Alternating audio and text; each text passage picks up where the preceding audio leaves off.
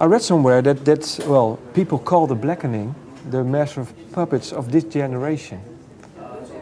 What do you think of it? Yeah. But do you know people say it or? I've heard a lot. Yeah. I mean, you know, we're flattered. You know what I mean? Like, we're just flattered. You know, we're real proud of everything we did. You know, we worked really hard on the record, and you know, to get lumped into an album like that and say this is, you know, the equivalent is fucking amazing. You know, like, how can you not feel anything but just like blown away? You know, it's fucking awesome to hear shit like that. You know, and if people genuinely feel like that, you know, it's. You know, I mean, I think that's what every band would aspire to in metal, you know. It's one of the greatest metal albums of all time, you know. It's an honor to be placed beside that. It's called the Sgt. Pepper of metal. I think, yeah, it's called the Sgt. Pepper of metal. Yeah. Yeah, so that's pretty sweet too. Yeah. There's a few, well, I think a few years ago when you didn't have a label, could you ever imagine, well, being here now and with this album, and that people say something about this album? Were you back then, was it, well, what were your thoughts then? I mean, through 2002, 2003? We were just hungry, you know. I mean, we still wanted it, you know. We still wanted to go out there and prove to the world that we were a killer band, you know. I mean, that's why, you know, that's why we never gave up. That's why we're still here. You know, we're either too stubborn or too stupid to give up. Yeah.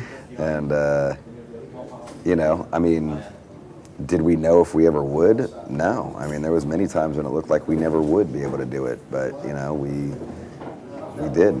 But was it good, maybe in retrospect, that something happened to the band, do you think, music-wise? Or didn't it have any influence on your songwriting? I mean, I think it, you know, I mean, it was a lot of things too, you know, because, you know, it freed up the band to do whatever they want to without the constraints of a record label telling us what to do, you know. So yeah, I mean, it was a good thing in that we, you know, we have a very different situation now, you know. I mean, we have complete creative control over every single aspect of the band, from the bands that we tour with to who produces the record, to the songs we make, to the album artwork, to every aspect, to the videos, you know, merchandise. Nothing in this band is out of the band's control. It's all in our control now, and it wasn't like that before. What was so that's you know, a cool thing that it's good to have, you know. What was then restricted before? I mean, in the earlier deal?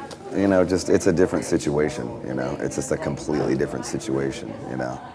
I mean, you got to remember, like, we were one of those bands that signed a Roadrunner, back in, like, '93, you know, like, you had to, like, sign your left arm to Roadrunner and, you know, like, everything, and, you know, it was a completely different situation for us. And, you know, like, the situation we're in now is like, you know, it's a lot more protected. It's a lot more, you know, secure for the band. You know, it looks like, you know, and especially in light of all the success we're having, you know, it's, you know, it just enables us to be able to continue and create music, you know, and not necessarily, like, it wasn't necessarily that way before, you know.